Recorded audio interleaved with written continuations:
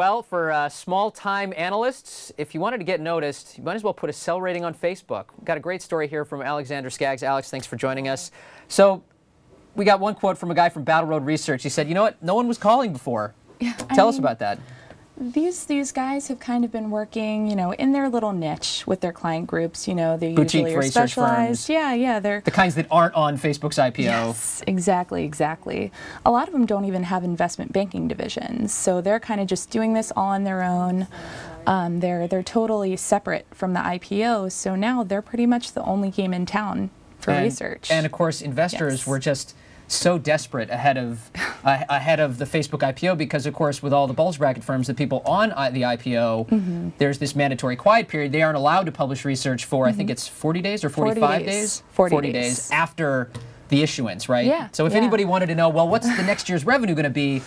They couldn't find anything. There was really a dearth of information out there right before this IPO, and, people were looking, and these guys stepped in. Yeah, and speaking of which, we've got a few in particular here. I guess Ben Rose at Battle Road, Scott Kessler at Capital IQ, Brian, is it Weiser from Pivotal Research Group? These guys put sell ratings on Facebook stock early. Yeah.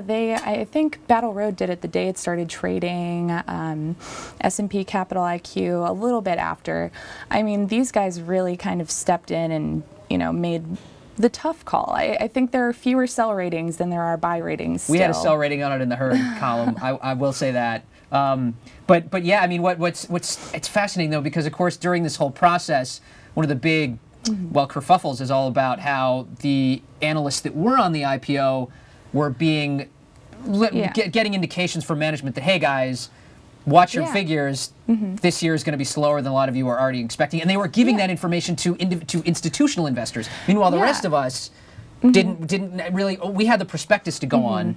Yeah, and but that's a little bit tricky because your average retail investor isn't going to look at one sentence change and be like, oh wow, this might mean a lot.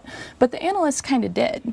They're the ones who are reading closely, and it's funny because with the underwriting banks, they're not allowed to tell the public almost. So it kind of puts them in a weird position, and it also puts, these small firms who, people hadn't really heard of before really in the spotlight. Yeah, and I want to ask one thing, one fascinating thing in your story. Yeah. You mentioned SEC rule change that's coming up, right? And for smaller IPOs, they are going to be allowed to publish research, companies on the IPO ahead of the IPO, or when it prices? When it prices. I think that... So they won't wait the 40 days? Yeah, they're not going to have to wait. I mean, they probably could issue before, but I think... I guess, because the question is there a risk that we'll have, pump and dumps with small companies who would come to market, they'll get research analysts that are supportive of the stock, they just want to get it out there, they'll say, hey, buy this thing.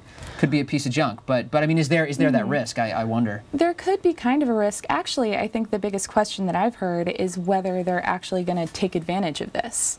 It's funny because everyone I've spoken to is like, yeah, we might do it before, but I think they realize that people are very critical